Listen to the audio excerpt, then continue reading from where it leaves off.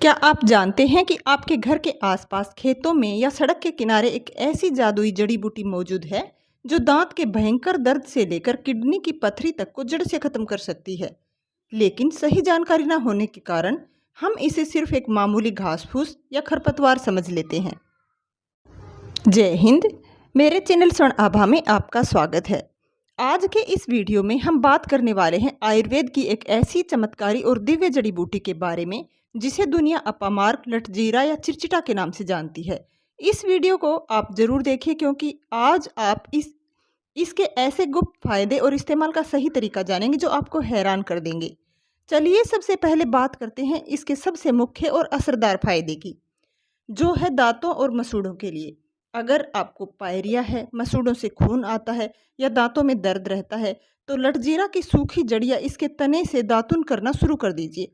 इसके नियमित इस्तेमाल से दांत बहुत ही मजबूत हो जाते हैं और मुंह की बदबू भी दूर होती है और दर्द भी दूर होता है।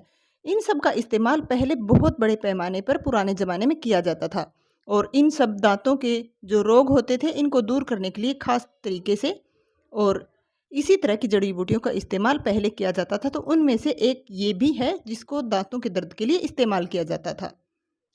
लटजीरा या फिर ये जो चिरचिटा है, इसका चमत्कार सिर्फ यहीं तक सीमित नहीं है। इसका दूसरा सबसे बड़ा फायदा मिलता है किडनी की पथरी और यूरिन इन्फेक्शन में। आयुर्वेद के अनुसार अपामार्ग की जड़ का काढ़ा बनाकर पीने से किडनी की पथरी धीरे धीरे गलकर यूरिन के रास्ते बाहर निकल जाती है। यह बंद यूरिन को खोलने और जलन को शांत करने में भी बेहद असरदार है। इसके अलावा अगर पेट की समस्याओं जैसे गैस, अपच या पेट दर्द से परेशान रहते हैं तो इसके पत्तों का रस आपके लिए एक अचूक दवा साबित हो सकती है। इसके पत्तों के रस को शहद के साथ लेने से पाचन तंत्र बिल्कुल दुरुस्त हो जाता है। यही नहीं, बदलते मौसम में होने वाली खांसी, अस्थमा और सांस की दिक्कतों में भी यह रामबाण है। अपामार्क के बीजों को सुखाकर बनाया गया चूर्ण या इसकी जड़ का काढ़ा फेफड़ों में जमे कफ को आसानी से बाहर निकाल देता है और जिनको सांस लेने में दिक्कत है उन्हें तुरंत आराम मिलता है।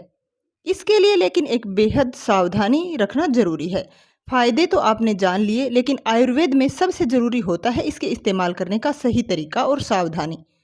ध्यान रहे, जो आदमी बिल्कुल स्वस्थ हो, जिसको किसी तरह की कोई समस्या ना हो, उसको भी इस तरह की जड़ी बूटियों का सेवन बिल्कुल किसी जानकार आयुर्वेदिक डॉक्टर की सलाह से ही करना चाहिए।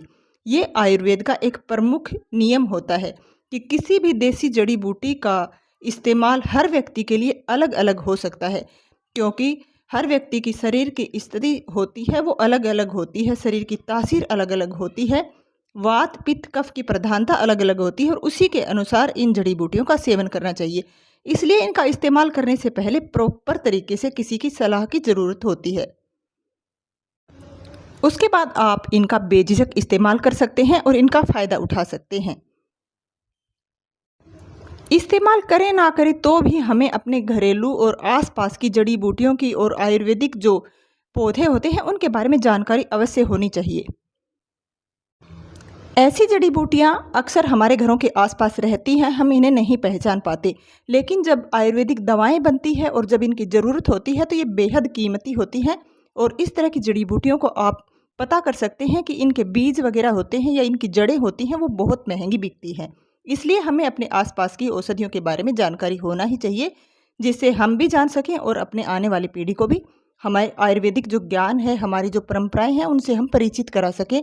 और आप कमेंट करके ज़रूर बताएं, क्या आपने अपने घरों के आसपास या कहीं भी इस पौधे को देखा है या आप इसके बारे में जानते हैं और किस नाम से जानते हैं।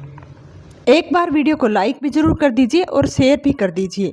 इसी तरह की आयुर्वेदिक पौधों की जानकारियाँ और घरेलू जड़ी बूटियों की जानकारी इस चैनल पर मिलती रहेगी।